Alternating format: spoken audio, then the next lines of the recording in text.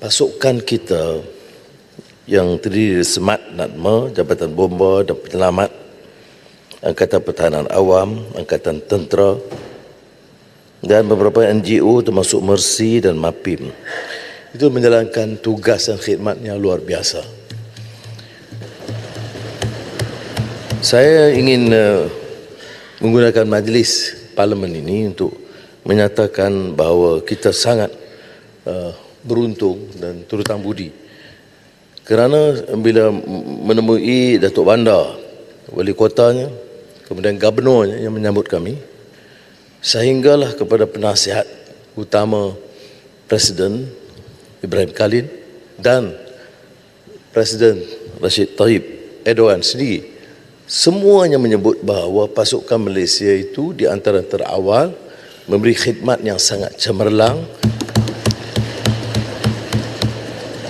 menyelamatkan 5 nyawa yang tertimbus 2 meter dalam dengan peralatan yang dibawa dari Malaysia yang sangat canggih, dan juga mendapat menggali dalam dan membawa keluar ratusan jenazah yang lain. Tim Malaysia yang berada di Ground Zero itu sudah mencecah hampir 200 orang, tidak termasuk dengan rombongan tambahan yang telah dikirim ke Suria. Jumlah korban terkini ialah 41,232, iaitu 35,418 di Turki dan 5,814 di Syria. Jumlah ini menurut Presiden dijangka akan bertambah hari ke hari.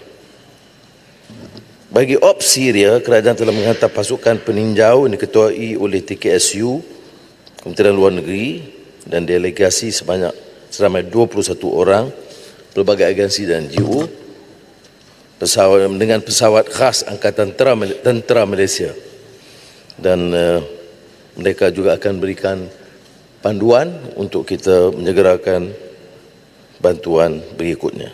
Saya tidak mahu menjelaskan tentang pusat gempa, epicenter dan kesan yang parah, tetapi apa yang kita saksikan itu agak luar biasa. Dan ini kalau ikut liputan media dan juga taklimat yang disampaikan, itu gegarannya itu melebihi bom Nagasaki, Hiroshima. Presiden Tayyip Erdogan memulakan pertemuan itu dengan pertama mengucapkan penghargaan khusus kepada Yang di-Pertuan Agong kerana tatkala merasmikan pembukaan parlimen telah menyatakan menyampaikan ucapan takziah dan kepada mangsa-mangsa di Turki itu utamanya, dan ini dilakukan di parlimen, dan beliau minta saya sampaikan penghargaan ini bukan saja kepada Yang di-Pertuan Agong, speaker dan 222 anggota parlimen yang turut serta.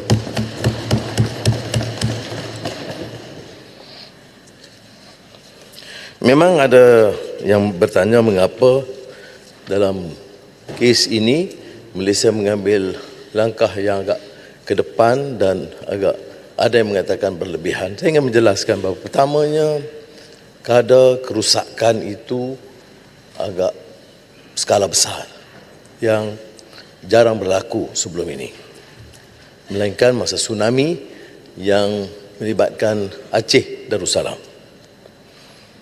Keduanya persahabatan yang istimewa, bukan saja pribadi tapi di antara dua negara.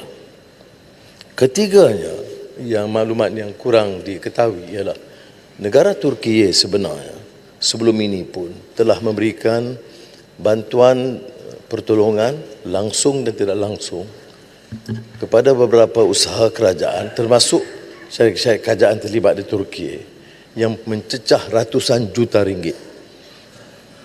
Dan ini jarang berlaku dalam hubungan dua hala kita dengan negara-negara lain. Sebab itu Kementerian Luar Negeri mengambil inisiatif tambahan dalam hal ini. Setakat hari ini kita telah berjaya mengumpul dana yang agak membanggakan, 50 juta ringgit. Dan sebahagian besarnya ditujukan khusus ke Turki, termasuk umpamanya MAHB atau kumpulan Tan Sri Zahid Mokhtar, Rand Hill yang mempunyai operasi perniagaan besar di Turki. Maka sebab itulah kita dalam 50 juta itu kita agihkan 40 juta ringgit kepada Turki dan 10 juta ke Syria. Untuk menyatakan penghargaan kepada syarikat-syarikat dan rakan yang telah membantu besar, saya memilih untuk menyebut sebahagiannya.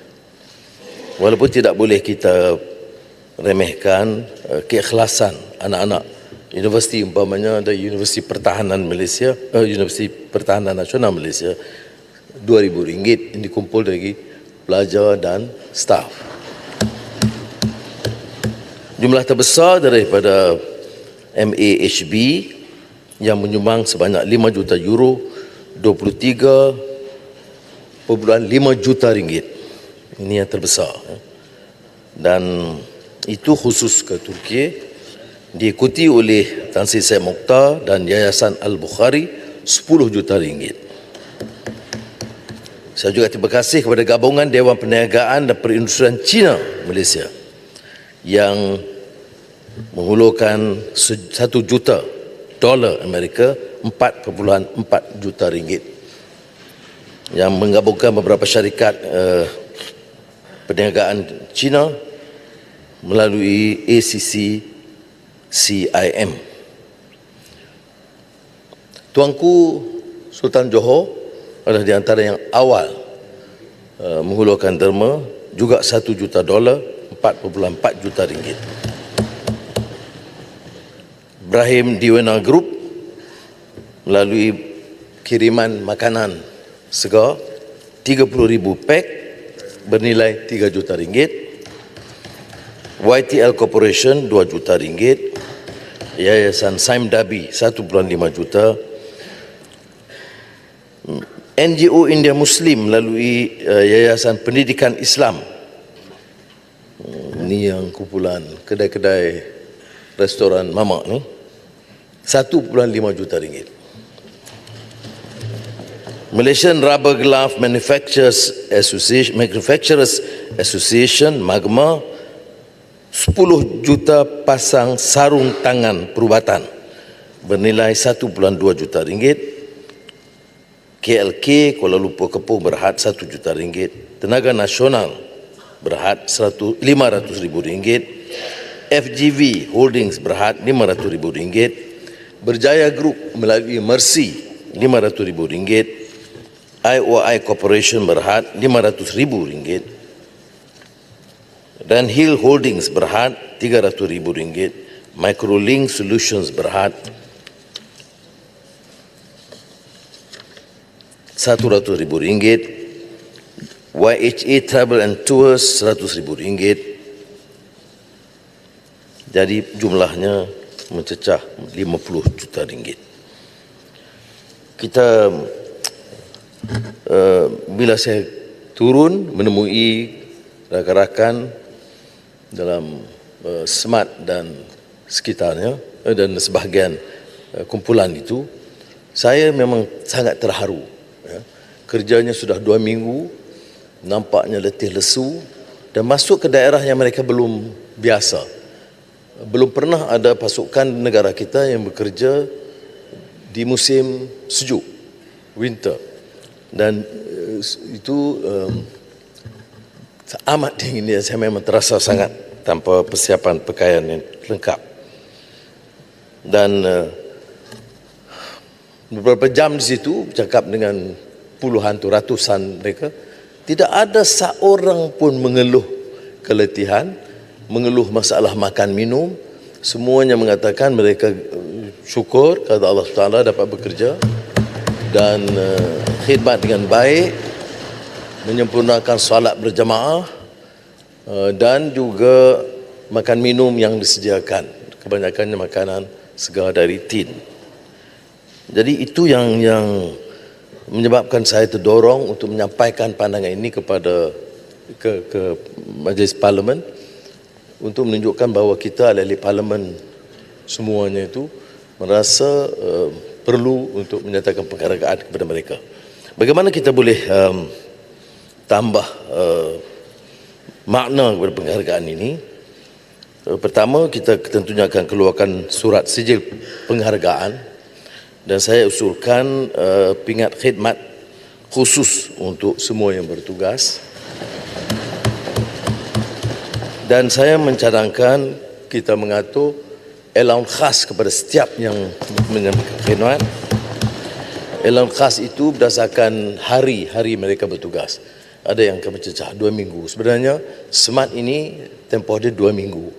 Tetapi dalam pembicaraan saya dengan Presiden Erdogan, dia mohon kalau boleh diteruskan kerana terlalu ramai mayat yang masih tertimbus yang memerlukan usaha kita dan saya memberi persetujuan untuk mereka meneruskan.